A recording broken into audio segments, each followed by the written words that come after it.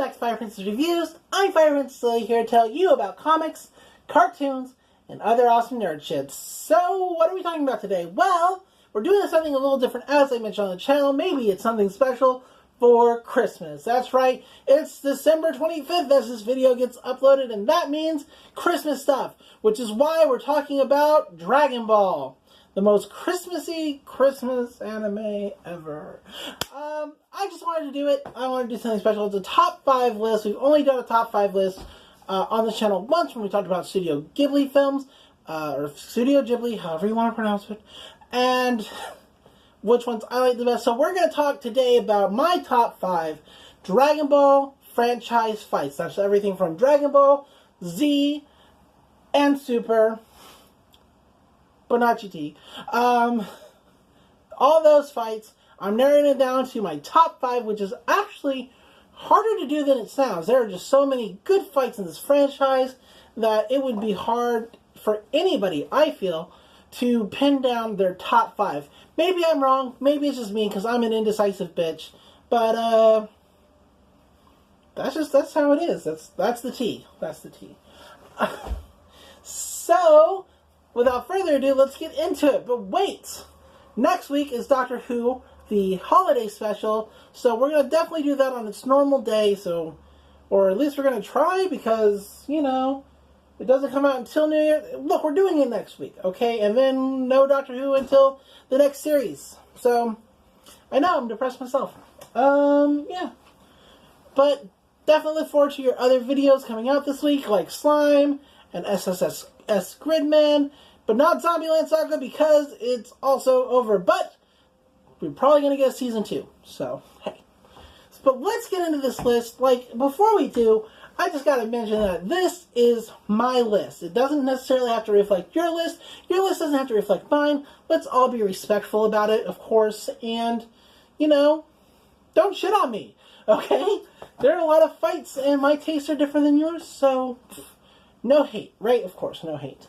Leave in the comments below your top 5 fights if you want to, or you don't have to. This all spawned from a Twitter question on Twitter from a user whose name I can't remember. And, yeah, this was really hard to narrow down, but it made me want to do a video about it, so here we are. Like, comment, subscribe, all that good jazz, put the bell on, all that crap that I have to do with YouTube that I never do in any of my videos. Did it once. Achievement. Let's get into this list. So, number 5 is Jackie Chung versus Ten Shinhan. Now, of course, Jackie Chung is Master Roshi. We all know that. But this fight is great. It's spectacular.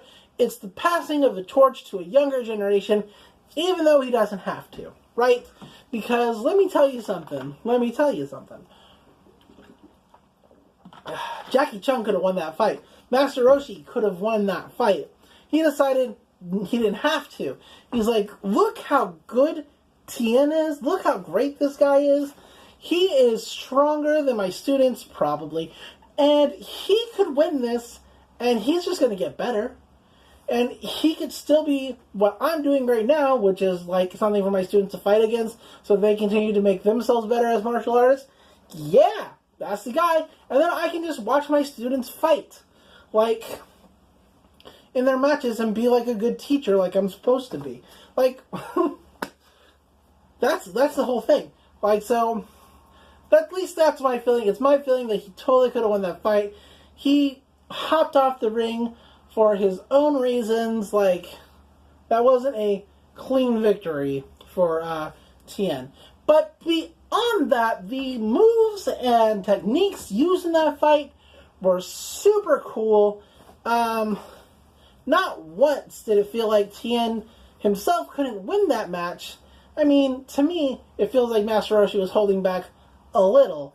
But we definitely didn't see Tien leave it all out. He definitely still had more depth, and that's what Master Roshi saw.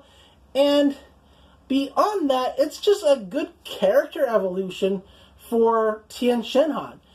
He comes out of that fight doubting the teachings of his wicked master, the Crane Hermit, and getting a new outlook on martial arts in general and on life in general. And he comes out on the other side of that fight, not necessarily wholly better, but on the road to being a better person. Of course, he makes that full transformation in the middle of his fight with Goku.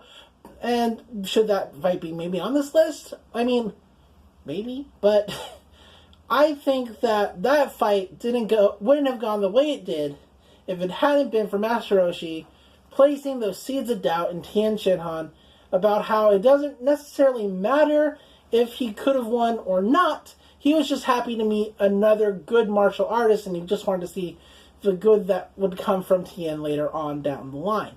So that's why that's number 5. That's why I like it so much. Like I said, this is just my opinion. Number 4. We're moving on. Number 4 is Goku, Kid Goku versus Krillin. This fight, like, same martial arts tournament. It's a good fight. Like, we watched everything, Krillin and Goku lay everything out in the ring. Like, and it's kind of obvious that Goku's going to win. Like, even from the get-go, Goku, we know, not only is he the main character of the series, and so he's got that main character protection armor, or, you know, not only is Goku the main character of the series, and that's how we kind of know how he's going to win. Maybe he doesn't win the final match, but he's certainly winning this match because he's going to the finals, regardless. And it's true. Goku just had a bunch of cool new techniques. He was totally one step ahead of Krillin, but Krillin put his all into it and gave Goku, like, a real hard fight. Like, I especially enjoyed how Launch was like, Goku's gonna win this fight because he took out the Red Ribbon Army, and I love Goku, like, as a friend, and I know that Goku's gonna win this fight. But towards the middle of the fight, she started cheering for Krillin. Like, that's, like, cool. Like, we really see how hard Krillin has worked to try to catch up to Goku, to be his equal and better, and it, sure, it doesn't necessarily work out, that he, you know, but he gives Goku an amazing fight, and he keeps his pride as a martial artist, and it's just an added bonus that they kind of stuffed it on the Crane Hermit's face, like, because he's like, they're not even really fighting because they're friends, and then people were like, what are you talking about? Look at this match. They're really going in on it. And that's why it's my number 4. It's just for, because we see just how hard Krillin worked, and Krillin was a really great martial artist who sometimes doesn't get the recognition he deserves, but he certainly showed that he deserved all of it in that match. So there is that. Number 3. Now, this is on a lot of people's lists that I've seen. Like I said, this came from a Twitter post, and so, well, the question, not my list. My list comes from me, but I've seen this on a lot of people's lists, much higher than where I put it, either as their number 1 or their number 2. So I don't think putting it number 3 is necessarily a low ranking if you think about it from a 10 scale, but we're thinking about it from a 5 scale, so it's right in the middle, right? My number 3 fight is Goku versus Majin Vegeta, or as we like to call it, or as I like to call it, or as some other people I know like to call it, Vegeta's midlife crisis fight. That's what it was. Vegeta's like, I'm getting older. Goku is going to be young forever because he's dead, and he continues to just grow to these heights. Like, I'm here, living, training in all this gravity, and I cannot catch the fuck up. What the fuck, right? Like, that's his whole thing. Is like, he longs for when he was younger and more, like, really Goku's rival, like, when he kind of first got to Earth. I mean, when he got to Earth, it wasn't Goku's rival, but, you know, it's that feeling of, like, I've worked really hard, and I can't catch up, no matter what I do. Like, he's dead, and he's still apparently stronger than I am. This is bullshit, right? And so, that's why he accepts Babbidi's deal. That's why he, like, goes over, even though he's like, I'm fighting it! And it's like, no, you weren't. You just went. It's fine. We see you, Vegeta. And it's just a really good fight. He really shows Goku how serious he is. He's like, look, see all these people that I don't know, that you don't know, that I don't care about, obviously, but you do because, you know, you're a good guy. Boom! They're dead now because that's what's going to happen if you don't fight me. I'm just going to start killing people. And so Goku has no choice but to fight his friend, who is evil, but not really evil. Like, he could probably tell Babidi to fucking shove it, but he doesn't because he wants to fight Goku on an even playing field. It's also the first time we see Vegeta, at the very least, go Super Saiyan level 2. We did see Goku go Super Saiyan 2 in the tournament in the Afterlife. At least I feel like we did. When he fought Pikkon, which is another good fight, but definitely probably not even in my top 10. And sure, Goku could have gone Super Saiyan 3 and wiped the floor with Vegeta, helped Gohan out, and then Majin Buu never would have happened. But that's not what Goku wanted either. He wanted a true, real fight with Vegeta. And so he kept it at 2, and it's an amazing fight. They really, like, I love a good fight where people go all out, go all in, and stuff happens, things get better on the other side. Like, without this fight, would Vegeta have sacrificed himself to try to save the world from Majin Buu? I'm going to say no. Probably not. This fight taught him a super important lesson about himself, which allowed him to look inside and understand the kind of person that he needed to be. So that's another just good thing about this fight. Other than all the amazing moves and techniques, like, of course we never see them again, but hey, it's not important. Point is, it's just a stellar fight, and I really love it, so that's why it's number 3. That's right, on a 10 list, that would be an incredible place to put it. So if you feel like I'm cheating it by putting it in the middle of a 5 list, just think about it from a 10 scale, okay? On a 10 scale, the Jackie Chung fight is like the medium-sized fight in a 10 scale. And I really love that, so I love this even more. Boom. Moving on to our number 2 fight, which honestly isn't on anybody's list but mine, at least from what I saw. Like, and I feel like this fight is totally underappreciated and doesn't get a lot of love. It's not why I placed it at number 2. I placed it at number 2 because I really like it. I just want to give that little mini rant that this is a lot better than people give it credit for. So there's that. It's Piccolo versus Frieza, and Piccolo first gets Namek, and yes, Piccolo loses that fight. I'm not going to sit here, lie to you, and say Piccolo wins in the end, and it's awesome, and it's cool, and it's great. No. Piccolo loses that fight, flat out, when Frieza ramps it up to his 3rd form, but he controls the fight until that point, and it's cool.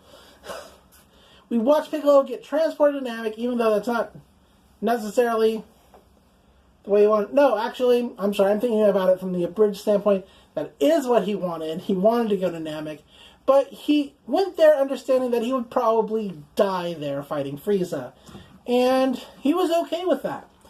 But he gets a glimmer of hope about it when he finds a nail.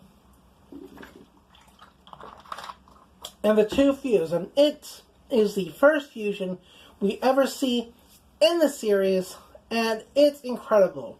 We watch Piccolo go from being a mid-tier power level to being strong enough to fight Frieza in his 2nd form without really breaking a sweat. It doesn't ever feel like Piccolo is out of control in that fight.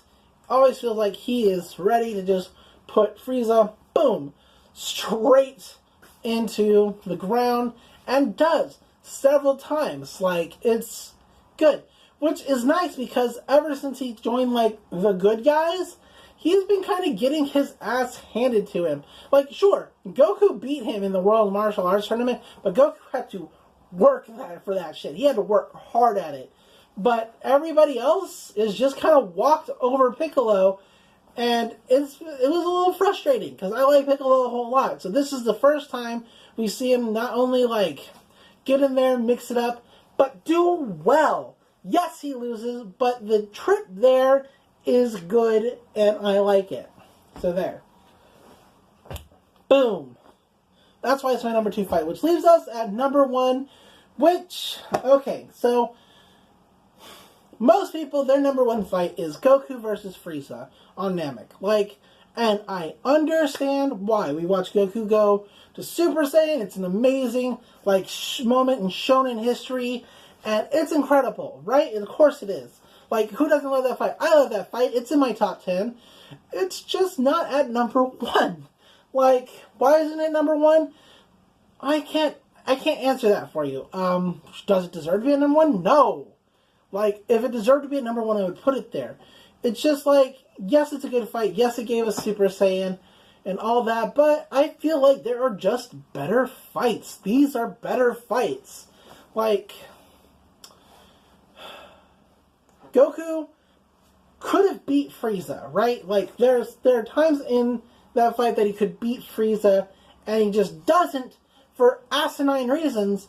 And then he even gives Frieza energy at the end of the fight. I mean, he does, like, blow Frieza away, of course, you know, when Frieza tries to turn that on him. But that's not the point. The point is, that's kind of Goku's problem, is that he's always, like, fucking doing this shit. And it annoys me. It would be higher on my list, maybe even into my top 5, if he didn't do these things. But then he wouldn't be Goku. So, it's a double-edged sword, right? So what is my number 1 fight? Does it even include Goku? Yes, it is a Goku fight, and it's from Super. So what is it? My number 1 fight is Caulifla and Kale / Kefla versus Goku in the tournament of power. There we go. And I can already understand that people are really, like, not enjoying that answer, but hear me out. That fight is fucking sane, right?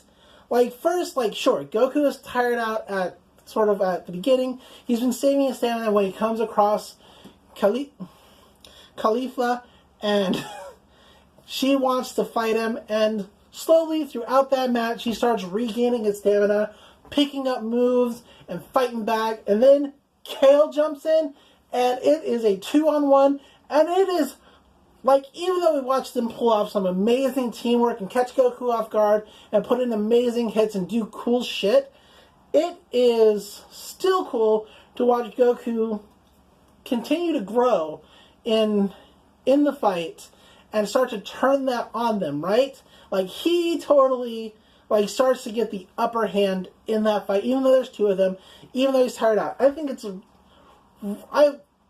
I love the whole fight because, like, they're totally on par with him, the 2 of him, until he gets to that Super Saiyan God to his Saiyan Blue mode, and then he's, like, ready to just, like, walk all over them, right?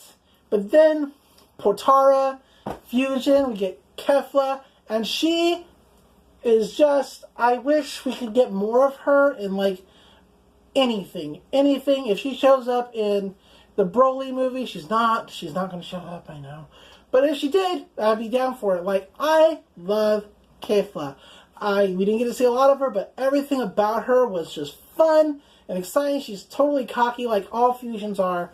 And she really lays into Goku. She has enough power to, like, disturb Jiren from his, like, meditation.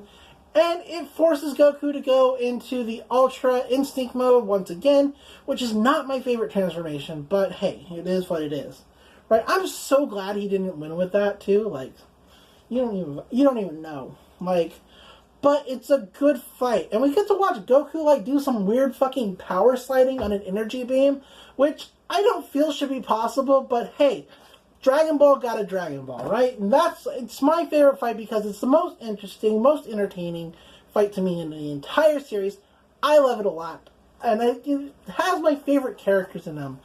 I love Caulifla, I love Kale, I love Kefla, and yes, I even love Goku. And it's just an amazing, great fight with great choreography, great techniques. Like, you knew Goku wasn't going to lose that fight, but man, for a second there, it was harrowing. And I don't care what anybody says. My favorite fight. So, stay tuned tomorrow for Slime Anime. Stay tuned after that for SSSS Gridman. And what are we doing next week? I don't know, but it'll be something. So, tune in for that. But until then, I'm Fire Princess Lily. Love comics, love cartoons, and I will see you in the next video. Bye! Boop!